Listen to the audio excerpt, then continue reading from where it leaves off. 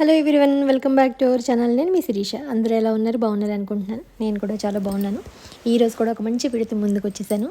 ఈరోజు అన్నీ అంటే మిక్స్డ్ అనమాట. ఒక మంచి ముగ్గు షేర్ చేయబోతున్నాను. అలాగే ఒక మంచి రెసిపీ అంటే ఈ వింటర్లో అలా వేడిగా వండుకొని అలా టక్కని తినేసే ఒక టేస్టీ అంటే పిల్లలు పెద్దలు అందరూ ఇష్టంగా హెల్తీగా ఉండే ఒక మంచి రెసిపీని, అలాగే ఒక మంచి చిట్కా నేనైతే ట్రై చేశాను. ఎక్కడ మిస్టేక్ జరిగిందో ఏంటో నాకు తెలియదు, మీరే చెప్పాలి అది. దాంతోపాటు ఇంకా చాలా విషయాలు మాట్లాడుకోవాలి. శ్రీకర్ గురించి అప్పుడు చెప్పాను కదా, శ్రీకర్కి చిన్నగా చిటికిన వేలు విరిగితే సిమెంట్ కట్టది వేసామని చెప్పని. సో దాని గురించి అన్నీ మీతో ఇవాళ వీడియోలో షేర్ చేసుకుందాం అనుకుంటున్నాను. నచ్చితే కనుక వీడియోని లైక్ చేయడం మాత్రం మర్చిపోద్దు. మీరు లైక్ చేయడం వల్ల ఇంకొక నలుగురికి అది రీచ్ అవుతుంది ఖచ్చితంగాను. ఒకవేళ ఇంకేదైనా నాకు చెప్పాలనుకుంటే మాత్రం తప్పకుండా కామెంట్ సెక్షన్లో తెలియజేయండి. ధనుర్మాసం మొదలవుతోంది. సో మంచి మంచి ముగ్గులకు ఒక షేర్ చేయాలనుంది. తప్పకుండా ఒక 2 రోజుల్లో ధనుర్మాసం ముగ్గులు ఒకటి షేర్ చేస్తాను. నేను బిఫోర్ లాస్ట్ ఇయర్ కూడా ధనుర్మాసం ముగ్గులు చిన్న చిన్న గుమ్మాల ముందు వేసుకునేవి, కొంచెం పెద్దవి తప్పకుండా వేసుకోవాల్సిన ధనుర్మాసం ముగ్గులు కొన్ని అప్పుడప్పుడు షేర్ చేస్తూ వచ్చాను. ఇక్కడ మీకేమన్నా అలాంటివి వేసుకోవాలనుకుంటే కనుక మన ఛానల్లో ఉన్నాయి, ఒకసారి చెక్ చేయండి. ధనుర్మాసం ముగ్గులు బై సిరివెన్లా అన్న హోమ్ వరల్డ్ అని కొడితే వస్తాయి. మంచి మంచి ముగ్గులు ఉన్నాయి. అవి కాకుండా ఇంకా కొన్ని కొత్తవి కూడా నేను షేర్ చేద్దాం అనుకుంటున్నాను. సో మీకు నచ్చుతాయి తప్పకుండా. అవి మెలికల ముగ్గులు అంటే మామూలుగా నాకు చాలా ఇష్టం. ఇంతకుముందు మెలికల ముగ్గులు అంటే భయపడేదాం, కానీ ఇప్పుడు మెలికల ముగ్గులు అంటే అవి పెడుతూ ఉన్నప్పుడు ఒక చిన్న ఆనందంగా అనిపిస్తుంది మనకి. అవి మనకి ఏదో చూసేవాళ్ళకి కంగారుగాను, ఎందుకంటే కొంచెం ఫాస్ట్ ఫార్వర్డ్ పెడతాం కాబట్టి హడావిడిగా ఏదో చేయి తిరిగి పెట్టేస్తుందేమో బాగా అనుకుంటారు. కానీ ఒక చిన్న ప్యాటర్న్ తెలిస్తే చాలు, మనకి ఎలా పెట్టాలని తెలిస్తే వీటంత ఈజీ ఏం ఉండదు. ఇంకా చుక్కల ముగ్గులు కన్నాను, ఎందుకంటే అవి మనం అందంగా తిప్పితేనే వస్తాయి. ఇవేంటంటే ఎలా పెట్టినా ఆ చుట్టూరా ఉన్నవి తిప్పితే చాలు మనకి ముగ్గు అదే అందం వచ్చేస్తుంది. నేను ఒక చిన్నది ఒక 23 to 5 వరకు ముగ్గు ఒకటి తీసుకుని దాన్ని పెట్టాను. చాలా సింపుల్గా, అంటే చిన్న చిన్న చుక్కలు దగ్గరికి పెట్టడం వల్ల క్యూట్గా వచ్చినట్టుంది. అలాగే మెలికల ముగ్గుకు ఒక మెలికల బోర్డర్ కూడా పెట్టుకుంటే ఇంకా గుమ్మానికి నిండుగా అందంగా ఉన్నట్టు అనిపిస్తుంది. తర్వాత అనిపించింది మధ్యలో ఏదైనా పెడితే బాగుండు, ఇంకా ఏం పెట్టలేదు అని అనుకున్నాను. బట్ ఇంకా సరే చాలే, అప్పటికేంటంటే చాలు అనిపిస్తుంది, బాగానే వచ్చింది కదా, ఇంకెక్కువ పెడితే హెవీగా అయిపోతుంది మళ్ళీ అని చెప్పని అనుకున్నాను. బట్ ఓవరాల్గా ముగ్గు సాటిస్ఫాక్షన్గా అనిపించింది. మీకు ఎలా అనిపించిందో మాత్రం తప్పకుండా చెప్పండి. ముగ్గు నచ్చితే మాత్రం లైక్ చేయడం మర్చిపోద్దు. శ్రీకర్ గురించి అప్డేట్ అన్నాను కదా, యాక్చువల్గా 25 days అయింది శ్రీకర్కి చిటికిన వేలు విరిగి. అప్పుడు యాక్చువల్గా వెంటనే డాక్టర్ తీసుకొచ్చి మేము వెళ్ళడమే 10 days లేట్గా వెళ్ళాము.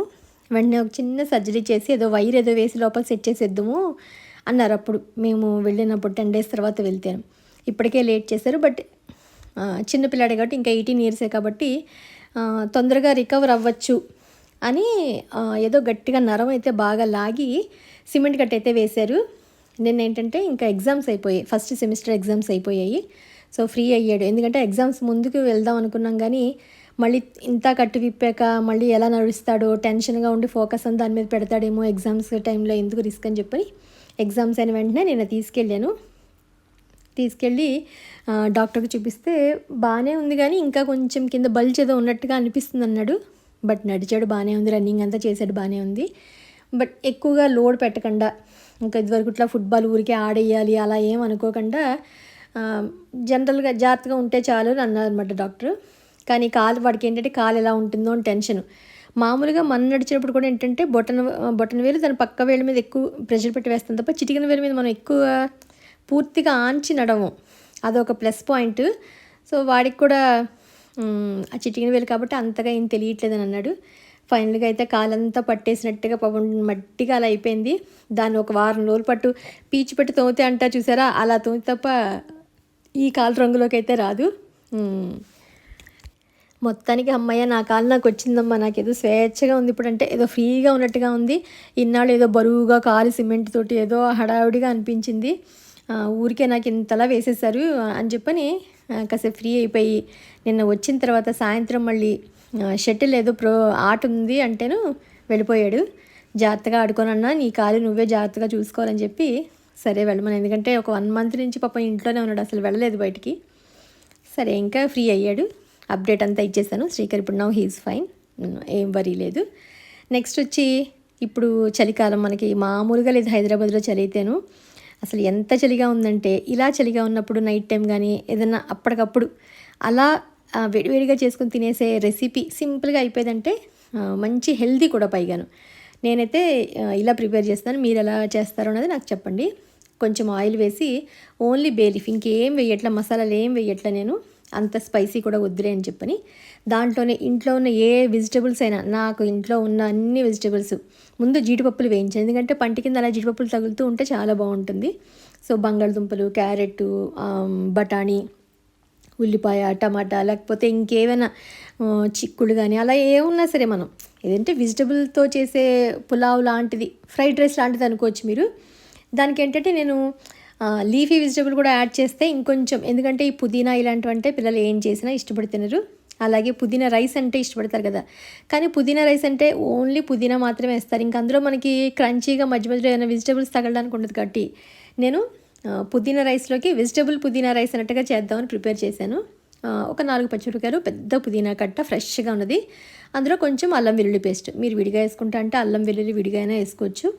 తరుక్కుని కొంచెం ముక్కలు కొంచెం వేగిన తర్వాత, వెజిటబుల్స్ అన్నీ కొంచెం వేగిన తర్వాత లిటిల్ బిట్ సాల్ట్. ఎందుకంటే ఆ ముక్కల వరకు, ఇది ఫ్రైడ్ రైస్ కదా, బిర్యానీ అయితే మనం కుక్కర్ పెట్టేస్తాం కాబట్టి విజిల్ ఏదైనా వచ్చేలాగా, లేకపోతే ఉడికించుకుంటాం కాబట్టి పర్వాలేదు. ఇవి కొంచెం దాంట్లో కూడా సాల్ట్ యాడ్ చేయడానికి నేను పించ్ ఒక పావు టీ స్పూన్ యాడ్ చేశాను అంతేను. ఇవి ఒక హాఫ్ కుక్ అయిపోయాయి. హాఫ్ కుక్ అయిన వరకు మాత్రం మనం ఫ్రై చేస్తూ ఉండాలి కొంచెం.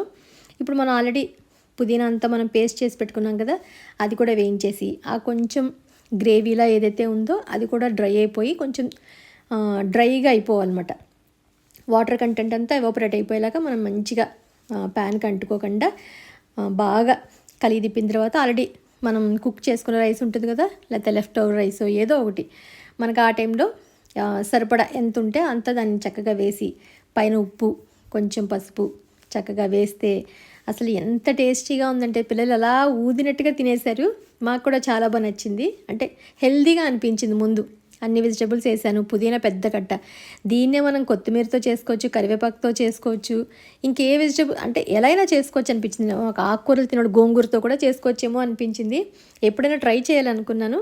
సో మీరు కూడా తెలుస్తుంది అంటే ఆల్రెడీ తెలిసిన వాళ్ళు ఉండొచ్చు, బట్ మీరు కూడా ట్రై చేస్తే మీకు తెలుస్తుందని అనుకున్నాను. పైనుంచి కొంచెం అలా వేడివేడిగా ఉన్నప్పుడే కొంచెం ఘీ యాడ్ చేసి అలా ప్లేట్లోకి సర్వ్ చేసి తినేసాం. చాలా యమ్మీగా టేస్టీగా వచ్చింది.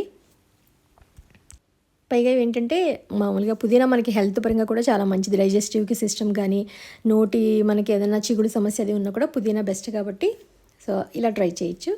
నెక్స్ట్ వచ్చి ఈ టిప్ నేను కూడా ఎక్కడో చూసి మా అమ్మగారు చెప్పారు నాకు. ఏదో చిన్న బిట్ షేర్ చేశారు. ఇప్పుడు తమలపాకులతో గోరింటాకంటే చాలా బాగుంటుందట, చూడు చాలా బాగుంది నువ్వు కూడా ఎప్పుడైనా చెయ్యని అన్నారు. సరే అని చెప్పని లేదా తమలపాకులు అవి తెచ్చుకుని వాటిని చిన్న చిన్నగా కట్ చేసేసి దాంట్లో కొంచెం సున్నము, పసుపు. మామూలుగా పారాని మనం ఇంట్లో ఏదైనా పెట్టుకోవాలంటే సున్నము పసుపే పెడతాం. పెళ్లి కొడుకు పెళ్లి కూతురు చేసినప్పుడు పసుపు సున్నం కలిపితేనే రంగు వచ్చేస్తుంది. మరి తమలపాకులు ఎందుకు వేసారంటే మేబీ తమలపాకుల్లో ఉండే ఇంకేమైనా గుణాలు ఏమైనా ఉంటే ఇంకా బాగా రెడ్గా వస్తుందేమో అని అనుకున్నాను నేను. ఇవన్నీ వేసేసి మిక్సీ చేసిన తర్వాత కొంచెం వడగట్టే అనమాట. ఎందుకంటే తమలపాకులు ఎంత కదన్నా ఉంటాయి కదా, వడగట్టి ఇందులో మంచి ఎర్రటి కుంకుమ ఉంటుంది కదా, అది కలిపి డిజైన్ కింద అంటే 1 మినిట్లో మనకి మ్యాక్సిమం 1 or 2 minutes. ఇంతకుముందు అయితే కాఫీ పొడి, టీ పొడితోటి కింద గిన్నె పెట్టి గిన్నెంతా మార్చి పైన ఆవిరితో నీళ్లు పట్టి అవన్నీ కింద పడి అప్పుడు రంగు కలుపుకొని పెట్టుకునే ప్రాసెస్ ఇంతకుముందు నేను ఎప్పుడో షేర్ చేశాను, 2-3 ఏళ్ళ కింద షేర్ చేశాను. ఇదేంటంటే ఇన్స్టెంట్గా స్టవ్ వెలిగించక్కర్లేదు, గిన్నె మాడగొట్టక్కర్లేదు, ఏమీ అవసరం లేకుండా అలా సింపుల్గా పెట్టుకునేలా బాగుంటుందని అనుకున్నాను. బట్ కుంకుమలో తేడానా లేకపోతే నేను ఎక్కడ మిస్టేక్ చేశానో తెలియదు, కానీ లేకపోతే ఇలాగే వస్తుందా, మీరు ఎవరైనా ట్రై చేస్తే కనుక చెప్పండి. అంత రెడ్గా అయితే రాలేదు. యాక్చువల్గా నేను కాఫీ పొడితో కానీ ఒకసారి చూపించాను కదా, అయితే నిజంగా చాలా రెడ్గా అనిపించింది. ఇది పెట్టుకున్నప్పుడు అంతా బాగుంది, భలే రెడ్గా వస్తుందేమో అన్నట్టుగా అనిపించింది చూడడానికి. అంటే నిజంగా మన ఆల్తా పెట్టుకుంటే ఎలా ఉంటుంది సేమ్ అలాగే అనిపించింది.